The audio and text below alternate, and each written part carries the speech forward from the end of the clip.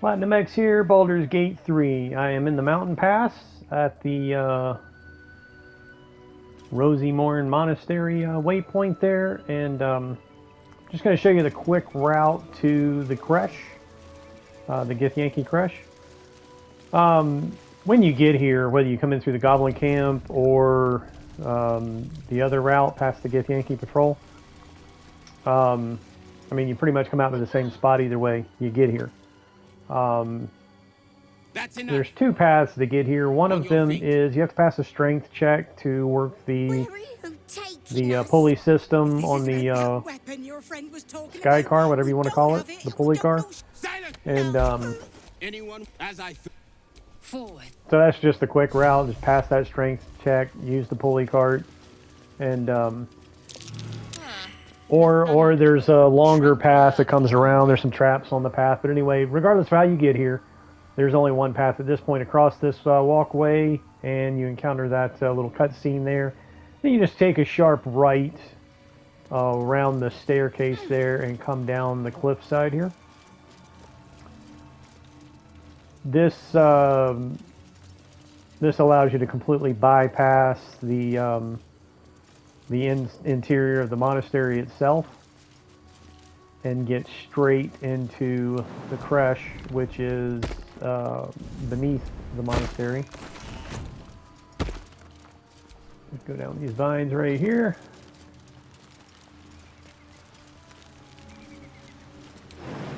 Short little jump.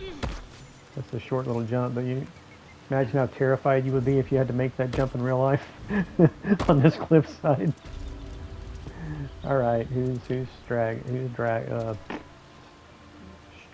here? Will, sharp as ever. Piece of junk, get down here.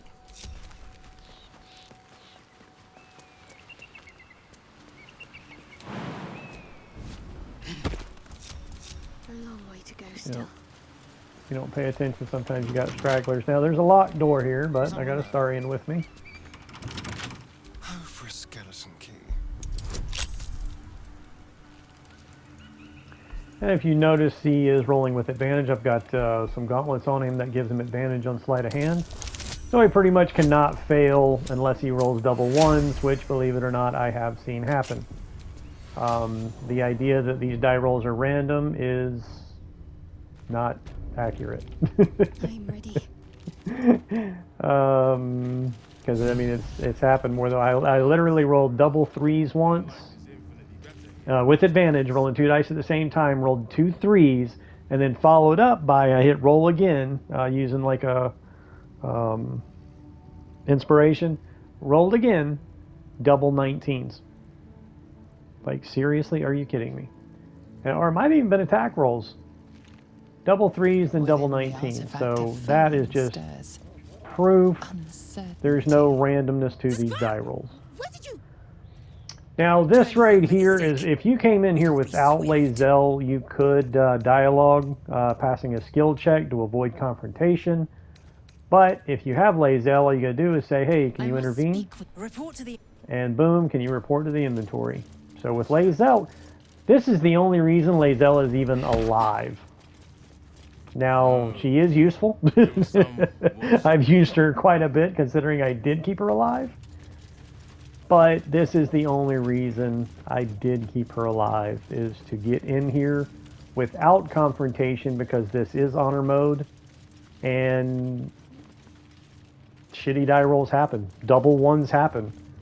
And on honor mode, there is zero room for mistake or errors or shitty die rolls like that. So you have to avoid those situations at any cost. When it comes to something that my entire build is based on. I didn't think it would be like this. Fine, but I talked to her with the wrong person. Pristine. Gloves of Dexterity. On your way then. I talked to her with the wrong person. Will get a better price. Ugh, I'd heard this plane was disgusting. Not much better, but better. But your paraphernalia had better be pristine. Got it below 2,000. But I've got plenty of money for that. So we're going to buy the Gloves of Dexterity. And there's she actually has a few items of interest here. Defender Flail, which gives a +1 armor class. This is great for a dual wielder. You throw this thing in your offhand, giving you a bonus to armor class combined with the AC bonus from dual wielding, the feat, you know, 2-weapon fighting. And it's like having a shield. But you got 2 weapons instead of a weapon and shield. You got 2 weapons. So this is great for a dual wielder right here. Not much, not so much if you're using a single weapon. You know, if you're using this in a shield, yeah, you get an extra bonus AC, but yeah, I mean, this is not, it's only a +1. It does give you a reduction in damage by 1. Not, you know, nothing fancy. But again, great for a dual wielder. This right here is great for your rogue because of the reduction in critical and the Shadow Blade bonus, advantage on attack rolls against lightly or heavily obscured targets. I have a just absolute insane build for a rogue, Astarian. Whether you have to use a darkness arrow prior to, like I split class Astarian or your rogue, whatever. 5 levels of fighter to get you 2 attacks and the 2-weapon fighting style, which adds your bonus to your offhand weapon damage. So 2 attacks, the 2-weapon fighting style, and then the specialization champion reduces your critical by 1 as well. So there's some other weapons like when you kill Orin, the dagger that has the jewel in it in your main hand makes opponents vulnerable to piercing.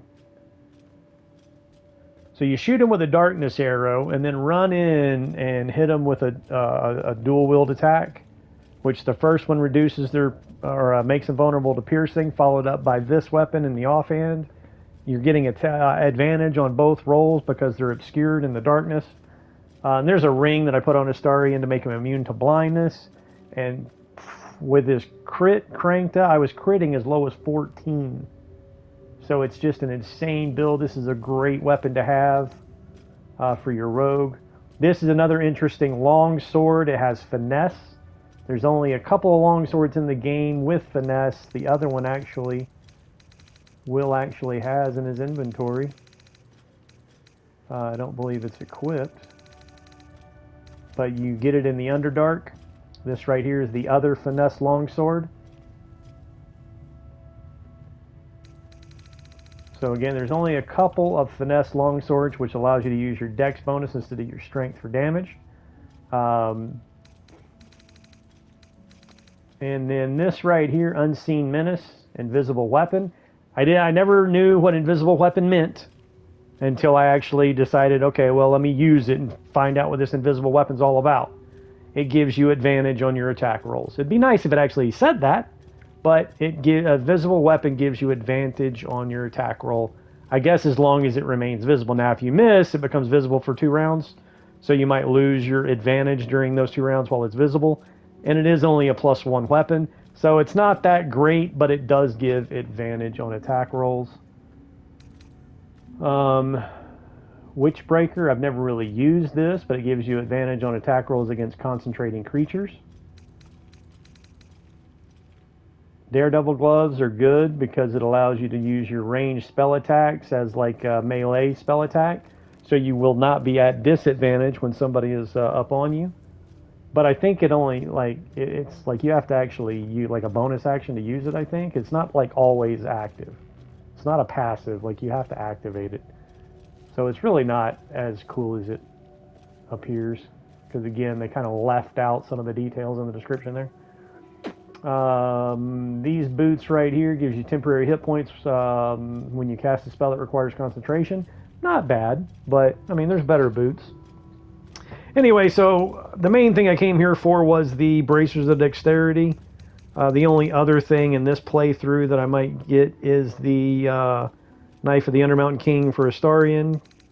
And I don't really feel the need to have this because I'm not really using a dual wielder other than like Astarion, which is a finesse dual wielder.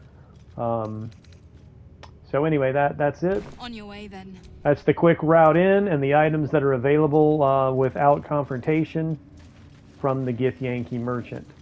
And then basically you just make your way to the infirmary to use the Zaithus. I'm ready. Whatever it takes. We are permitted Unlock to the waypoint here. But anyway, I've already covered the Zaithus in a previous episode, and that's not the purpose of this one. So thanks for watching. Like and subscribe. Good luck.